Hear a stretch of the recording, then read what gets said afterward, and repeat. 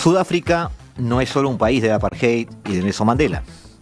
Es también la potencia que mueve la economía de toda una región, el nodo logístico sin el cual buena parte de África Austral no podría exportar ni un kilo de cobre. En una tesis de grado de María Eugenia Viera, estudiante uruguaya de Relaciones Internacionales que viajó por África como voluntaria para entender el continente desde adentro, se analiza cómo Sudáfrica consolidó entre el 2000 y el 2020, en 2 décadas, un liderazgo regional que va mucho más allá de lo militar o lo diplomático. Domina los puertos, las vías de tren, la banca, las telecomunicaciones, el retail y hasta el agua que beben sus vecinos. Un poder real, asimétrico y lleno de contradicciones internas sin resolver.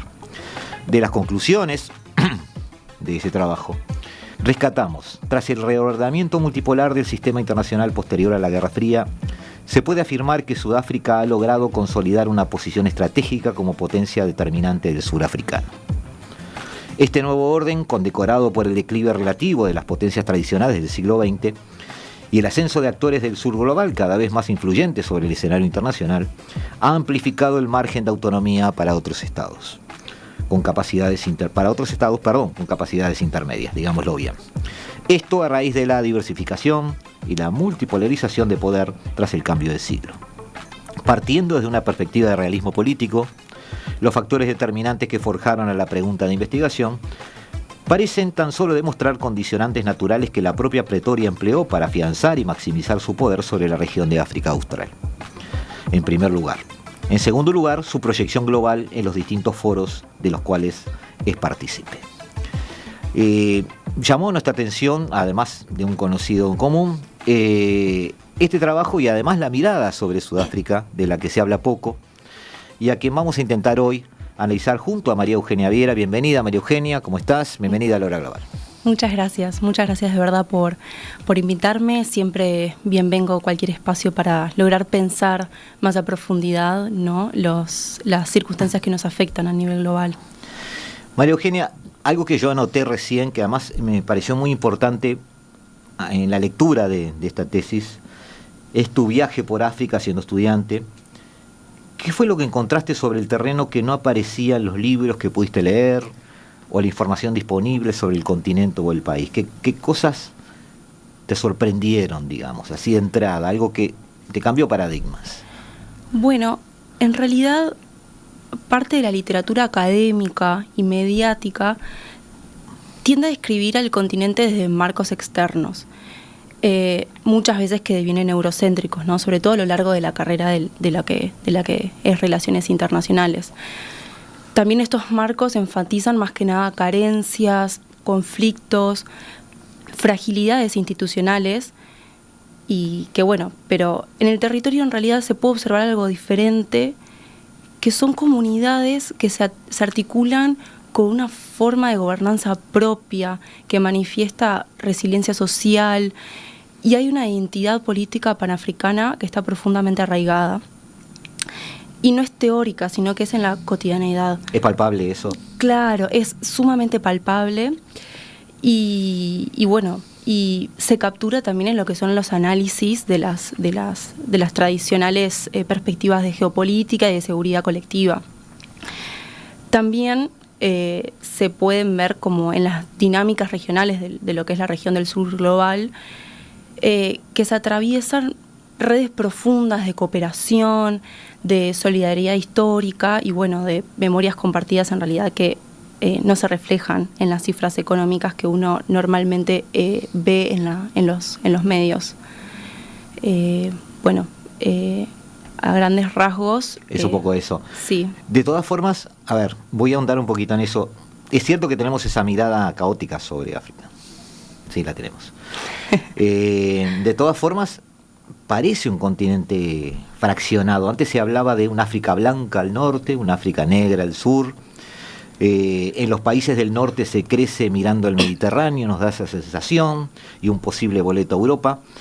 En el sur, que tú analizás además, parece haber una vida regional propia, una dinámica geopolítica y económica propia de la región.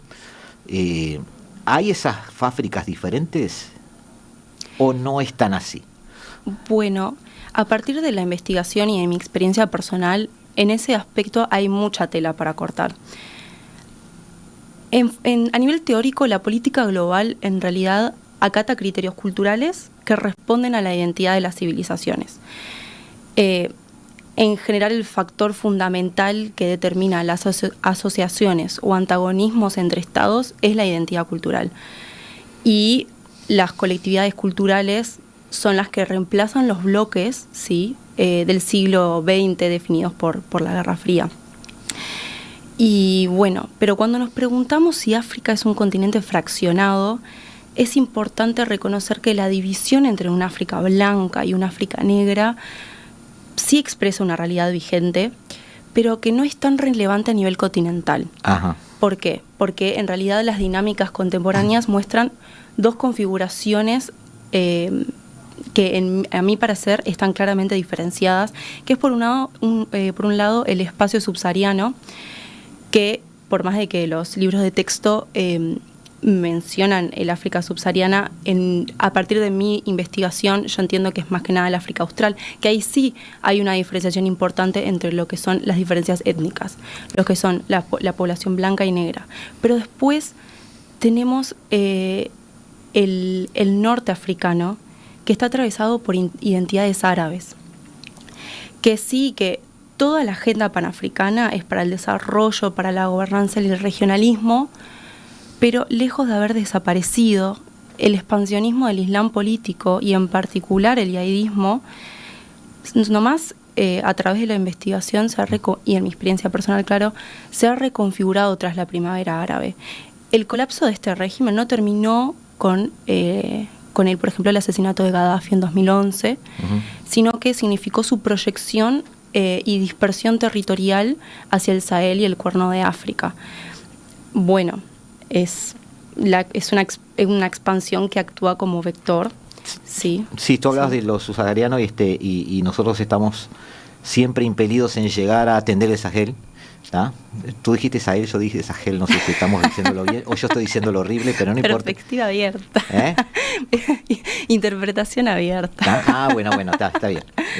Gracias por la generosidad. Le sigo diciendo Sahel que me queda cómodo. Pero claro, no, tenemos ahí algunos juegos de poder que son muy atractivos para las noticias. En Burkina Faso, Mali, digamos, las nuevas juntas militares, esa especie de nuevo, ¿cómo que se llama? Progresismo africano, según algunos, llama la atención. De todas formas, claro, es como tú decís, hay una partida, hay distintas Áfricas, pero tú la ves, y me gusta que digas eso, porque es un tema de mucho debate. Tú ves el aspecto cultural como el diferenciador. Y eso había caído un poco en desuso y había salido de moda, digamos, porque Huntington no era muy seguido por mucha gente, se trataba de Occidente, intentó llegar a una especie de sociedad multicultural universal, digamos, hubo todo ese intento.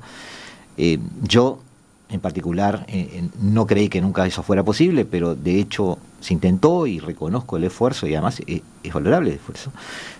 Pero me estás diciendo que en África, que la vemos a veces como una especie de gran olla de grillos donde todos se pelean con todos, también eso está presente.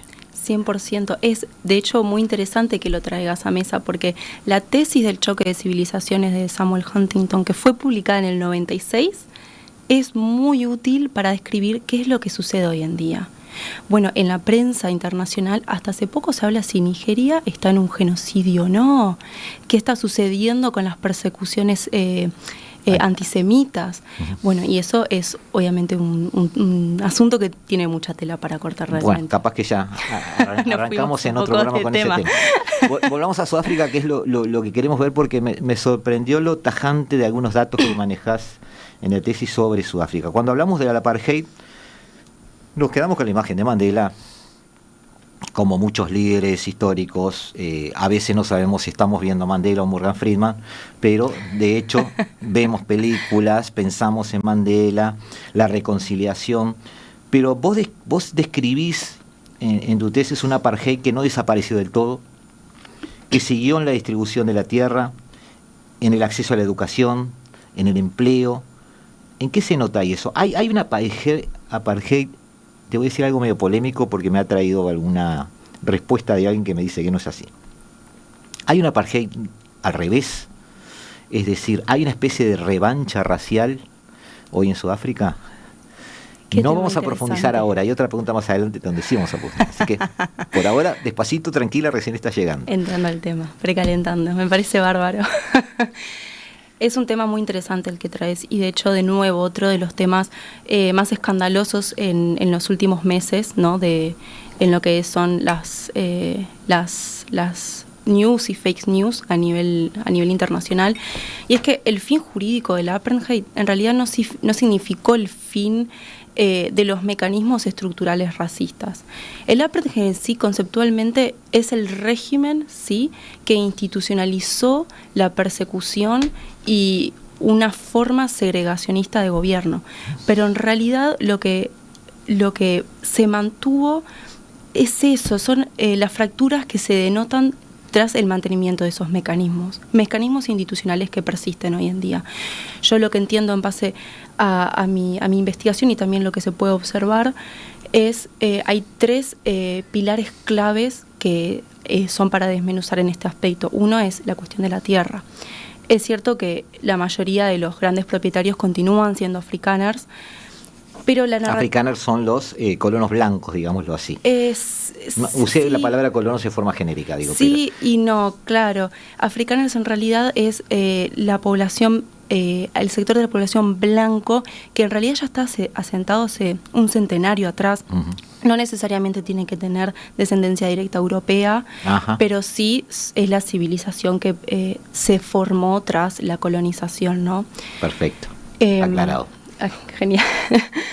Bueno, esta narrativa, como les decía, del tema de la redistribución de tierra, deviene de la idea de independencia política, de justicia social, únicamente mediante la redistribución de tierras, que es en realidad una idea muy noble y que deviene de una herencia generacional, como lo es el apartheid, pero que en realidad no garantiza ni autonomía económica ni sostenibilidad productiva sin programas de capacitación, sin desarrollo de programas técnicos agrarios, por ejemplo, y así sucede con la educación y el empleo. Sí, por ejemplo, en el aspecto de la educación se mantiene el antiguo privilegio diferenciado, ajá, para el sector de la población blanca, aunque hay no quiere decir de que no se promueva el desarrollo y la inserción y el progreso educativo de la población negra, pero ni que hablar que está atrapada en una educación subfinanciada, si se quiere. Y lo mismo con el tema del empleo.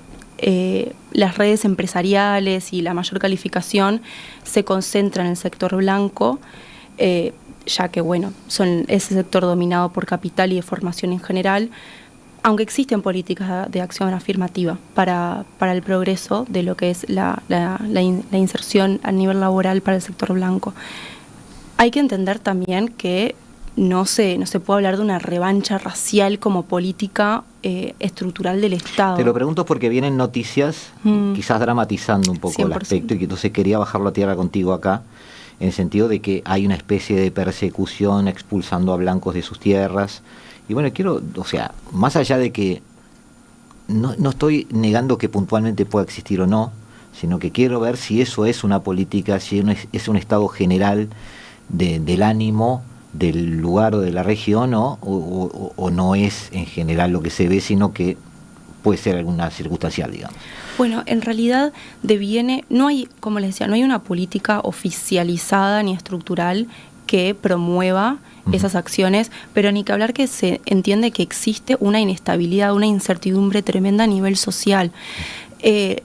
La discriminación está tan profundamente influenciada y normalizada en este estado que se ve en la cotidianidad realmente. Entonces, ¿qué genera? Mecanismos discriminatorios entre las interacciones sociales que se manifiestan también institucionalmente. Sucede que genera miedo. La población tiene miedo, tanto aquellos que pertenecen... ¿Blanca o negra? Ambas, claro. Uh-huh. Ya sea porque sea una persona parte del sector de la población blanco y tenga tema por su seguridad, porque también hay movilizaciones internas que se deleitan del hate speech, como quien le dice, por ejemplo, de propagandas que promueven la matanza de los Boers, como se le dice, o también poblaciones vulnerabilizadas del sector negro que no alcanzan los programas sociales para poder alcanzar las oportunidades realmente que vendrían igualitarias con respecto al sector blanco. Pero, el apartheid nomás sucedió hace 30 años atrás. Quiero decir eso, hace 30 años que pasó eso y me sorprende en qué grado de ¿cómo podría decir?, de evolución incompleta tiene al día de hoy. Es impresionante. 30 años en términos de historia es un parpadeo. No es lo suficiente para... Pero es un cambio de generación, ¿no? No, bueno, sí y no. En este momento estamos en la transición del cambio generacional, porque aún así el trabajador de campo que capaz que estaba trabajando y explotando la tierra en el 94 puede seguir trabajando hoy en día. Claro. No tiene que ser una persona necesariamente que haya, por ejemplo, nacido en el 40. Sí, las generaciones pasan, pero recién la generación que sucedió el apartheid tendrá 25 o 30 años en este preciso momento. Claro, entonces es considerablemente poco en términos históricos. Thabo Mbeki, no sé si se dice así, te pido ayuda con las pronunciaciones porque... No voy a sonar natural tampoco. ¿Cómo lo decís tú? A ver. No, Thabo Mbeki. Thabo Mbeki, está. Si no una lo letrita ahí bautizamos. me queda Thabo Mbeki, ahí está. Sucesor de Mandela, es una figura bastante poco conocida fuera de África, hay que decir que no hay mucha mención. Sin embargo, en tu tesis aparece como figura clave. ¿Quién fue y por qué importa tanto en el relato? Bueno. O sea, ¿es el héroe escondido, el villano escondido? Bueno, eso se explica mucho. No sabemos mucho los estudiantes o estudiosos de relaciones internacionales por la propia perspectiva de eurocentrista, pero en realidad Mbeki fue quien transformó a Sudáfrica de un estado recién democratizado en un actor regional indudablemente ambicioso a nivel en un sentido hegemónico. Sí, Mandela estaba preocupado y súper enfocado en lo que es la reconciliación interna post-apartheid y sobre todo para desmantelar las instituciones segregacionistas, pero Mbeki entendió que Sudáfrica debía proyectar su poder hacia el sur y que la proyección de poder debería asegurar estabilidad, asegurar el comercio, asegurar también su legitimidad y posición internacional. De hecho, es el padre del concepto del African Renaissance, que fue en la subregión muy oído en la campaña electoral tanto de él en el 99. ¿Cómo es el concepto? El African Renaissance. Es como el renacimiento africano. Exacto. Que combina la identidad panafricanista con la promoción del desarrollo económico y la integración regional que tanto va a solidificar y de hecho va a reposicionar a este Estado como con respecto al continente y dentro del nuevo orden multipolarizacional, ¿no?, del que tanto habla Huntington. ¿Cómo es increíble como en una frase me cambiaste un país recién salido de una época oscura, con mucha fragmentación social, con muchos problemas sin resolver, más de lo que pensábamos, a pesar de la publicidad que hay, digo, sin resolver en realidad, frágil, como recién dije, casi víctima de las circunstancias. En una frase me lo transformaste en un país ambicioso que proyecta su poder para lograr hegemonía en la región. Esa frase suena a otro tipo de país. Sí. A eso vamos, amiguitos. Ya nos vamos a volver a ver acá en 2 minutitos. Ya estamos con ustedes y junto a Oscar Romero y junto a Ignacio Aizcar hacemos este nuevo capítulo de La Hora Global. Ya volvemos. La Hora Global. Una mirada al nuevo desorden mundial. Seguimos, amigos, muy buenas tardes. Seguimos aquí este martes 24 de marzo del año 2026 con esto que vamos a titular seguramente Sudáfrica y la construcción de un hegemón regional. Me gustó el título. Estamos aquí con María Eugenia Viera, que es licenciada en Relaciones Internacionales, es investigadora, podemos decirle así, que me gusta mucho el título de investigador porque la gente no lo valora, yo lo valoro mucho. Al que estudia y al que investiga, sé que lleva mucho esfuerzo, mucho trabajo, y María Eugenia, te agradezco que estés acá para hablar sobre Sudáfrica, de la cual tuvimos un giro al final del bloque, porque empezamos a hablar de todos los problemas que lleva consigo, esa mochila social que lleva al tratar de salir del apartheid, a tratar de construir una sociedad, digamos, como lo decía el deber ser, que debía construirse, y encontrarse con realidades que son un poco a contramano de eso, además en un continente un poco complicado, ¿ah? Tú ya nos dijiste que no es tan complicado desde el punto de vista del que los occidentales pensamos, es decir, no es una olla de grillos donde todos se pelean con todos. Tenemos una Sudáfrica que está rodeada de países importantes. Tenemos ahí a Zimbabue, Mozambique, Botswana, Namibia que tú quieres mucho, Madagascar, después no vamos a decir por qué todavía.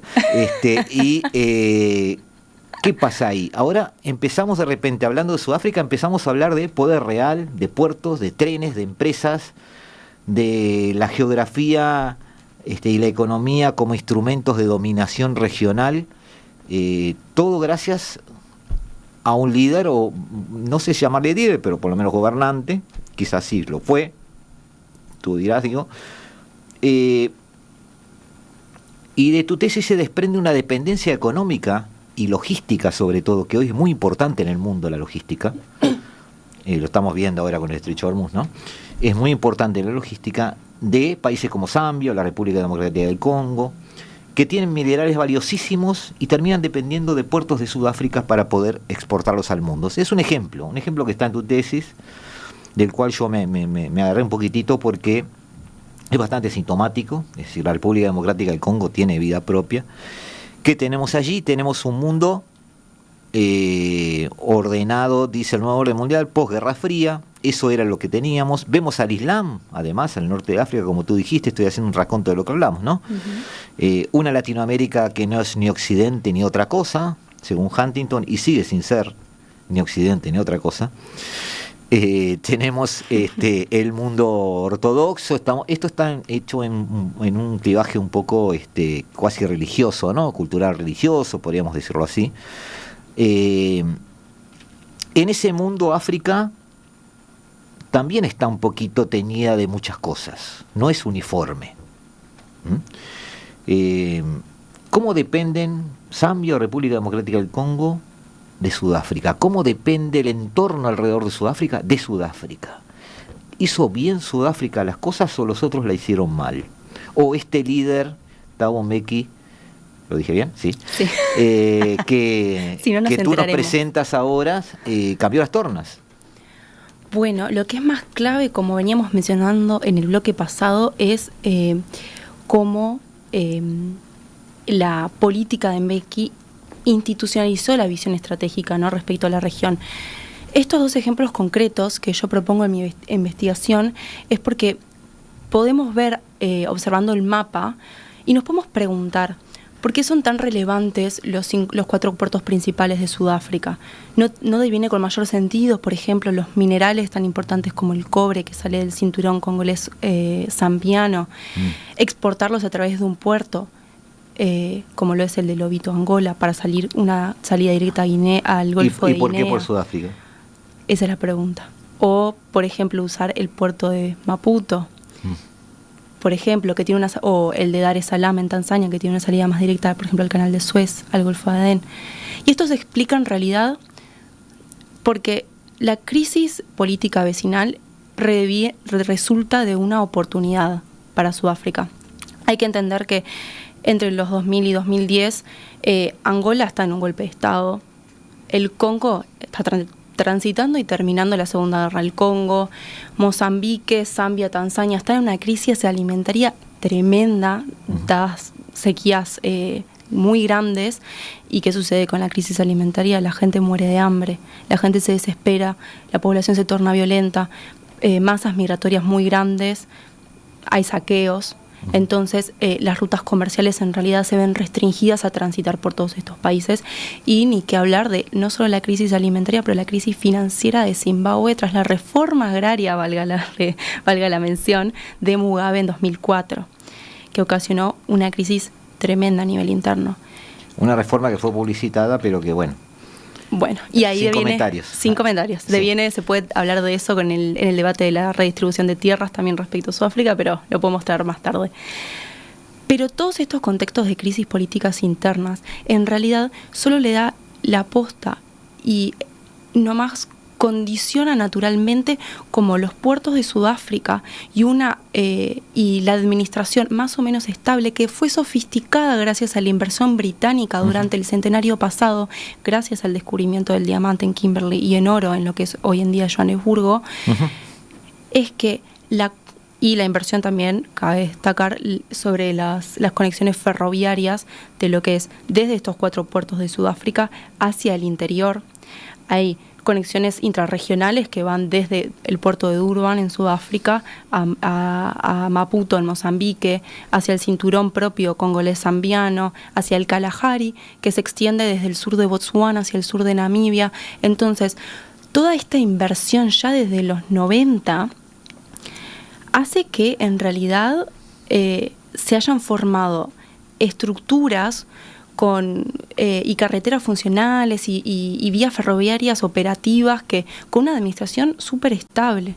Entonces, gradualmente se tornó en una preferencia, no solo por la credibilidad administrativa, sino por un tema de tiempo también. Las mercaderías sin una salida al mercado internacional no se pueden transaccionar, no se pueden vender, no se puede cotizar. Entonces, a pesar de la diferencia geográfica, ni que hablar que la preferencia es mucho más grande para acceder Yendo a estos a mi puertos. torpe presentación de la pregunta, digamos, podemos convenir entonces que sucedieron las dos cosas, es decir, Sudáfrica logró una cierta estabilidad, desarrolló sistemas logísticos en un entorno muy caótico. 100%.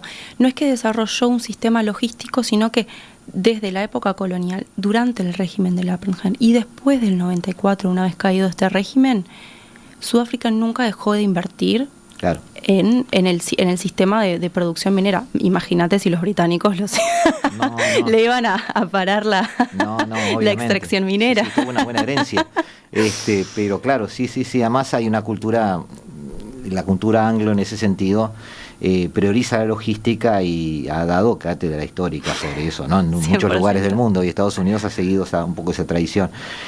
Hablas de en la tesis de empresas sudafricanas que dominan el mercado, la banca, las telecomunicaciones de países vecinos.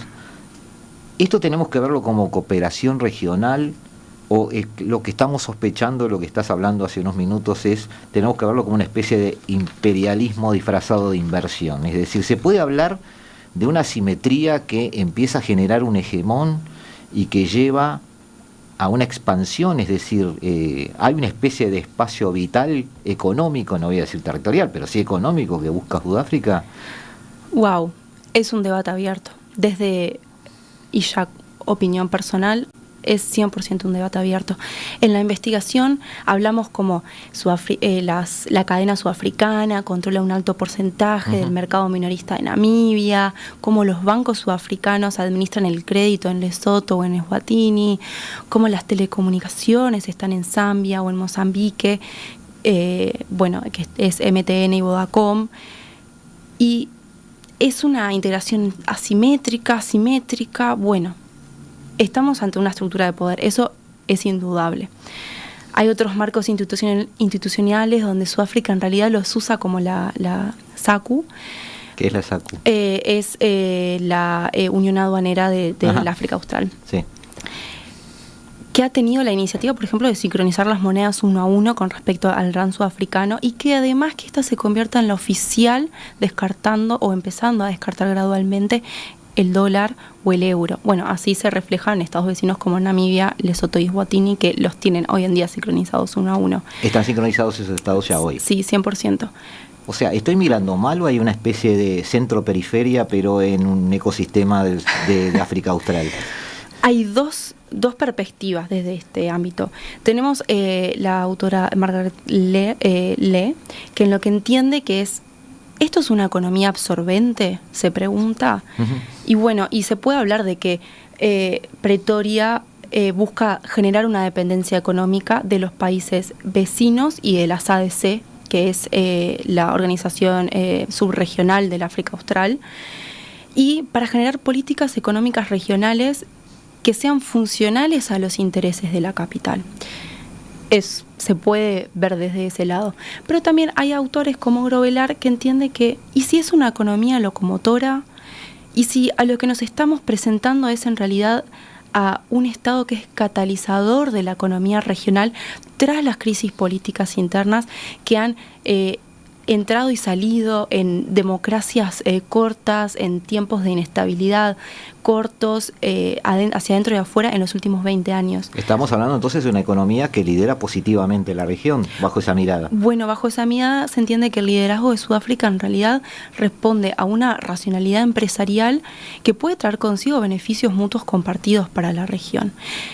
De hecho, los trae. Y los trae. Bueno, un debate abierto que sin duda cada uno puede hacer su interpretación final después de la lectura de esta investigación, pero hay algo que es indudable y que para mí es que la cooperación regional, independientemente de si la intención por detrás es expansionista o en realidad de proveedor o promovedora, ya me olvidé la palabra, es que la cooperación regional es el futuro para Sudáfrica. Sudáfrica en este preciso momento está teniendo escasez en lo que es el petróleo, el gas natural y el acceso al agua. Y es solamente a través de proyectos de cooperación subregional, porque son a su vez los países vecinos los que poseen estos recursos naturales que pueden significar, pero que no pueden extraer ni explotar debido a la falta de... Por eso te hablaba de una especie de lógica de centro-periferia, pero instalado allí. 100%. ¿Sí? Tiene una funcionalidad puede haber algo desde ese marco, 100%. Pero como tú dijiste, siempre hay dos miradas. Eso puede ser algo criticable o puede ser algo elogiable en la medida de que funcione como motor. Capaz que eso explica por qué Zambia, Zimbabue, Mozambique, por ejemplo, no se alían para tener sus propias redes de puertos. Como tú dijiste, estoy sospechando lo que tú dijiste, no sé si es cierto. Es natural pensar la red de eso. puertos sudafricanas ha mostrado ser preferencial. Ser preferente. Bueno, en la teoría podría entenderse que por qué no Zambia o Zimbabue y Mozambique, por ejemplo. Es que si ves el mapa y hay zonas insulares, es natural.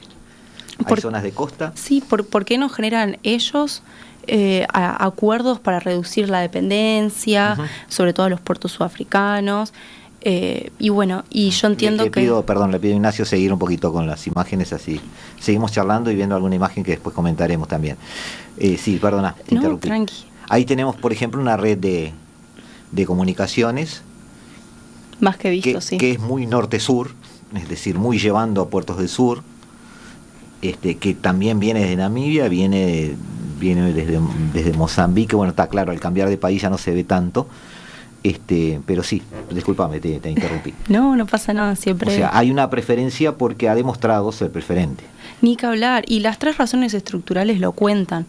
La geografía no ayuda, Zambia no tiene salida al mar, pero también la fragilidad estatal que ha presentado en las últimas 2 décadas, si se quiere, no le permite poder generar una alianza logística que impulse capaz de una forma independiente. Y bueno, ¿y por qué hacerlo cuando también hay asimetrías económicas que ya están, digamos, asentadas desde los 90? Como veíamos en el mapa, todas las conexiones ferroviarias y de telecomunicaciones, al menos una sale de cada uno de los estados vecinos. Claro. Y está íntimamente conectada no solo con Gauteng, que es la región donde se localiza Pretoria, sino con los 4 puertos relevantes que son Cape Town, Port Elizabeth, Durban y Richards Bay. Entonces, sí, podría replicar un acuerdo del estilo, pero en realidad Sudáfrica ofrece ya el ecosistema completo, al menos hoy en día. Claro. Entonces, capaz que si estuviéramos pensando en una política que promueva esto, si fuera 2005, sería distinto. Claro, o empujes nacionalistas de algunos de estos otros países que no se dan porque las urgencias son otras. Pero tú además en la tesis das un paso más. Uh-huh. Dices además que no solo es eficiente y puede ser un motor, que eso lo dijimos ahora, no te ha dicho en la tesis, pero sino que tu tesis menciona que Sudáfrica llegó a bloquear activamente instalaciones de fábricas de países vecinos, como una planta de Hyundai en Botswana. Entonces, estamos hablando ya de no una expansión virtuosa o benéfica, sino de una competencia. Y volvemos al debate. Volvemos al debate. Y volvemos al debate. Para aquellos que quieran entender un poco más el ejemplo, en mi trabajo de investigación lo que menciono es un hecho donde en realidad las asociaciones empresariales, sindicatos, gobiernos, etcétera, en realidad impiden que se modifiquen estos desequilibrios estructurales regionales. Todo para proteger el estatus, ni que hablar, pero menciono un ejemplo particular donde el Centro Regional de Fabricación de Automóviles es en Sudáfrica y bueno, y en un momento en los fines de los 90, Hyundai y Volvo pretendió construir plantas de ensamblaje en Botswana, pero debido a la presión política, bueno, uno ya sabe por dónde viene el pucho, Volvo se trasladó a Pretoria y en realidad la planta de Hyundai se vendió al mejor postor en subasta para empresarios sudafricanos. Y bueno, es la realidad del regionalismo jerárquico. No sé si has hecho un inventario de ese tipo de casos, pero igual el feeling que te quedó es que eso sigue pasando en distintas áreas. Sí, ni que hablar. Sudáfrica promueve hasta hoy en día la integración regional, pero siempre y cuando se asemeje al refuerzo de su centralidad económica. Siempre que no, por ejemplo, el desarrollo de algún sector como lo es el automovilismo en los países vecinos, no implique que se obstaculice o amenace con el sector propio que es estratégico en Sudáfrica. Y esto es un tema. Sí, es una cultura de hegemón, digamos, ¿no? Yo creo, en términos teóricos, igual que no contradice el discurso internacional de promotor de la economía regional y la integración económica, sino que lo complementa. En realidad, la integración bajo las reglas de Sudáfrica consolida su liderazgo, ni que hablar, pero siempre y cuando la integración permita o no permita, si se quiere, que el vecino escale industrialmente y que reduzca las asimetrías. Sudáfrica First. Bueno, hay un subtítulo en el trabajo que es Pretoria primero y el resto cuando pueda. Mirá vos, ahí está, lo tomamos. ¿Cómo es Pretoria primero y el resto cuando pueda? Bien, eso lo viviste y lo percibiste. Y lo percibimos y lo afirmamos. Mirá, está bien. Amigos, otros 2 minutitos y ya nos volvemos a encontrar aquí en La Hora Global, en el 1170M de vuestro dial, en la tarde de Radio Mundo, en otro nuevo capítulo de esta intención de interpretar el nuevo desorden mundial. La Hora Global. Una mirada al nuevo desorden mundial.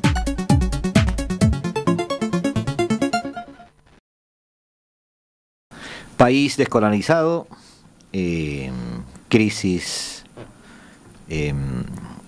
racial, podríamos decirlo de esa manera, también cultural, también económica, un apartheid que muere, pero persiste en el feeling, en los sentimientos de alguna generación posterior.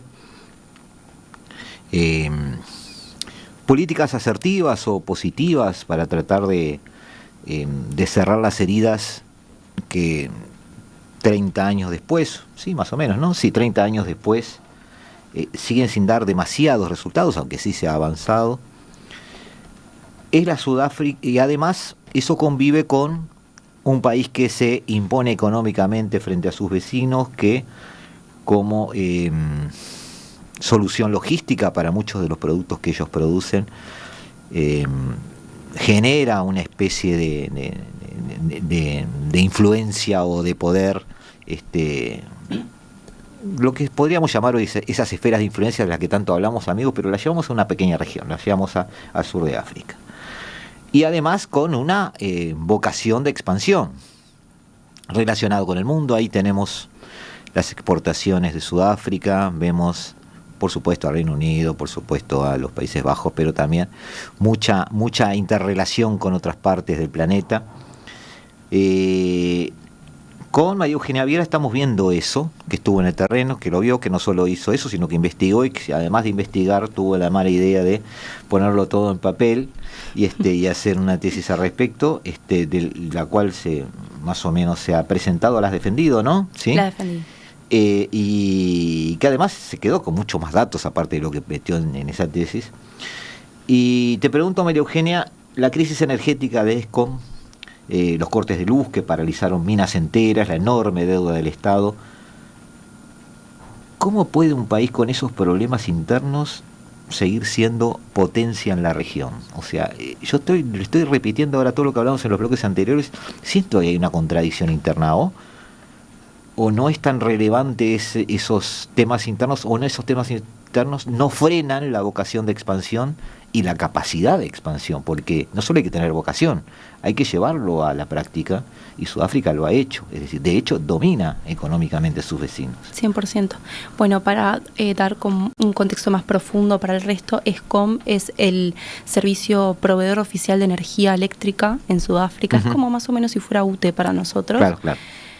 Y bueno, respondiendo a tu pregunta, justamente porque el poder regional no depende únicamente de la salud interna del Estado, sino de la propia acumulación relativa del poder respecto a su entorno. Sudáfrica puede atravesar una crisis energética severa, sufrir corrupción, nepotismo, enfrentar un colapso parcial de instituciones, si se quiere, y aún así seguir siendo la potencia determinante del África Austral. Y esto porque en realidad ninguno de sus vecinos posee una capacidad alternativa que pueda reemplazar la centralidad del poder estructural que maneja Sudáfrica.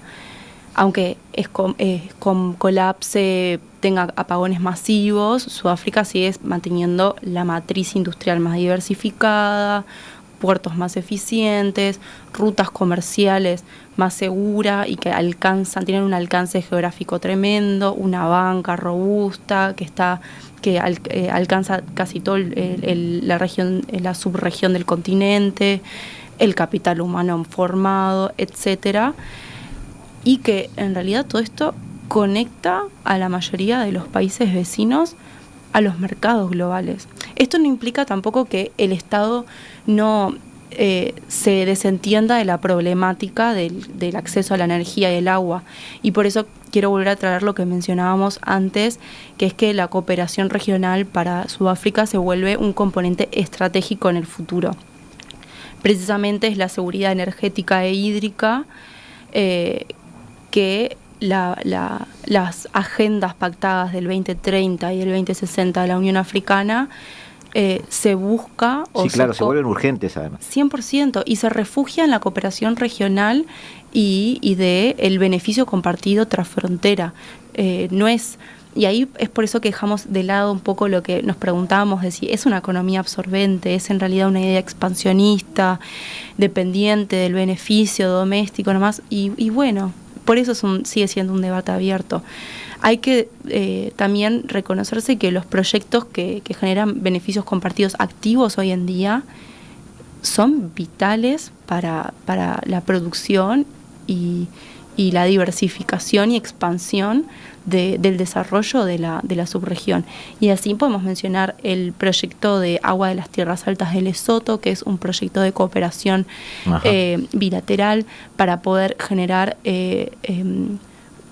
cadenas de agua de suministro de aguas potables que tengan un alcance mucho más grande y vasto para la población. Para los que vean el mapa, Lesoto está incrustado dentro del territorio sudafricano, y bueno, claro, 100%. forma parte también de todo allí abajo a la derecha, forma parte también de Lesoto casi es para Sudáfrica un objeto de política interna prácticamente, ¿no?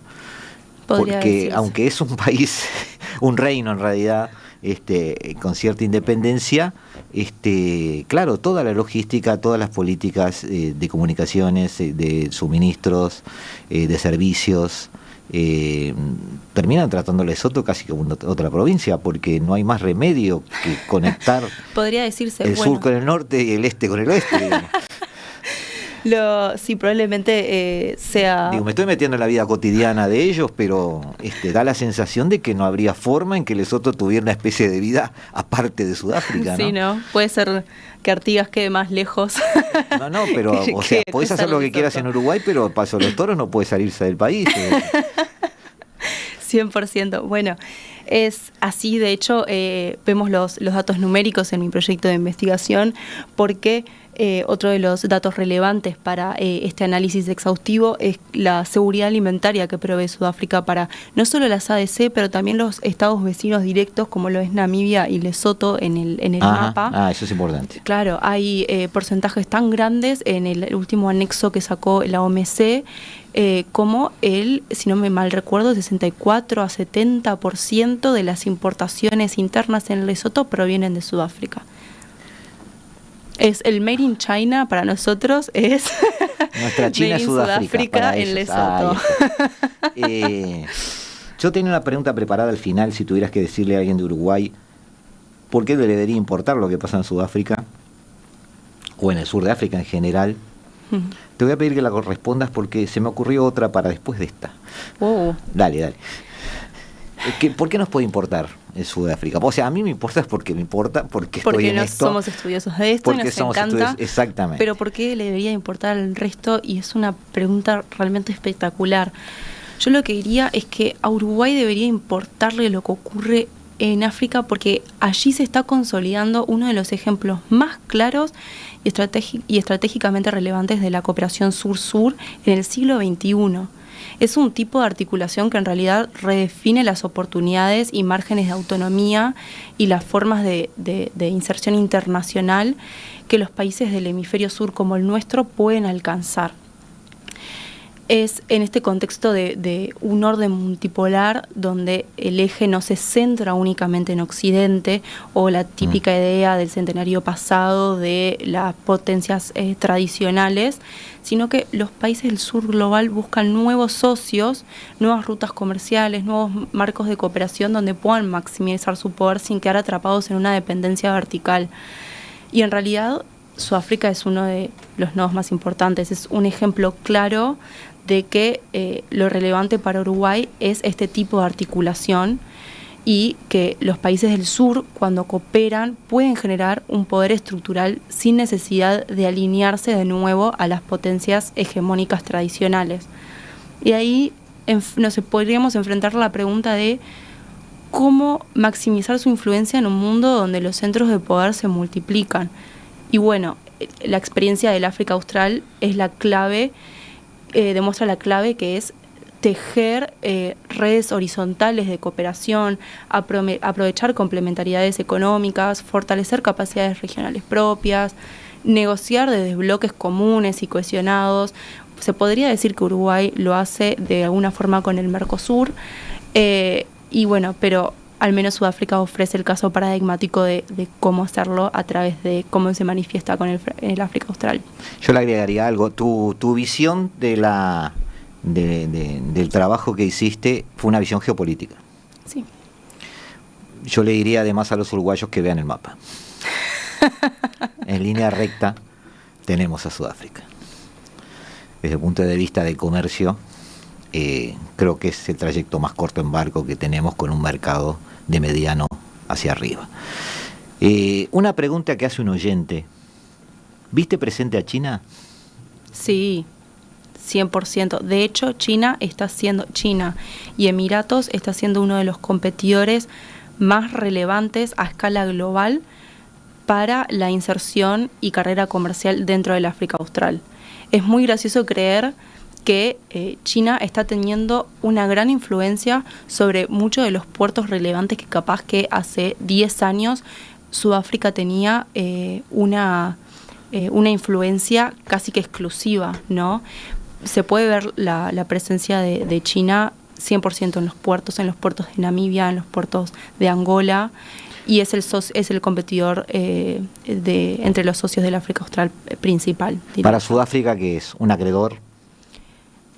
¿Acreedor en qué sentido? En el sentido de préstamos, en el sentido de deuda contraída con China. Bueno, no... China usa mucho eso de la trampa de la deuda. Tema aparte. Tema aparte. No me saques tantos temas que después... que después nos vamos por las ramas. No, tenemos más programas después. Tenemos más programas. Bueno, en realidad no te sabría definir cuál son el oferente principal para la deuda externa en Sudáfrica, pero sí ni que hablar que la carrera comercial dentro del África Austral, tanto China como Emiratos, son de los principales potencias a nivel global que están atentos y se nota su presencia y cada vez buscan tener más influencia sobre estos aspectos. No es así y no cabe despreciar cómo China también busca posicionarse con una cercanía a aquellos estados que son una potencia sólida en cada una de las subregiones del mundo, pero de nuevo, tema aparte. Tema aparte, muy bien. Muchísimas gracias, María Eugenia, por tu presencia aquí. Amigos, los dejamos, ya estamos cerca del final. Recordarles que la tarde no termina aquí, que sigue después de las 15 con Hijos de Punta y Raúl Coe. Y luego, después de las 16, esa especie de programa anti-age, como le dice Gaby, Se hace tarde, donde Eduardo Rivero nos hace escuchar la mejor música del mundo y no envejecemos. Al oyente que nos escribió, Claudio Hornos, es el Claudio Hornos que yo conozco, me acuerdo de haber conocido en un laboratorio inglés. Un doble abrazo, espero que sea él, y de nuestra parte, como cada martes y cada jueves, nos volveremos a encontrar aquí en el 1170 M de vuestro día, aquí en el paralelo 35, en la hora global. Chau. La hora global. Una mirada al nuevo desorden mundial.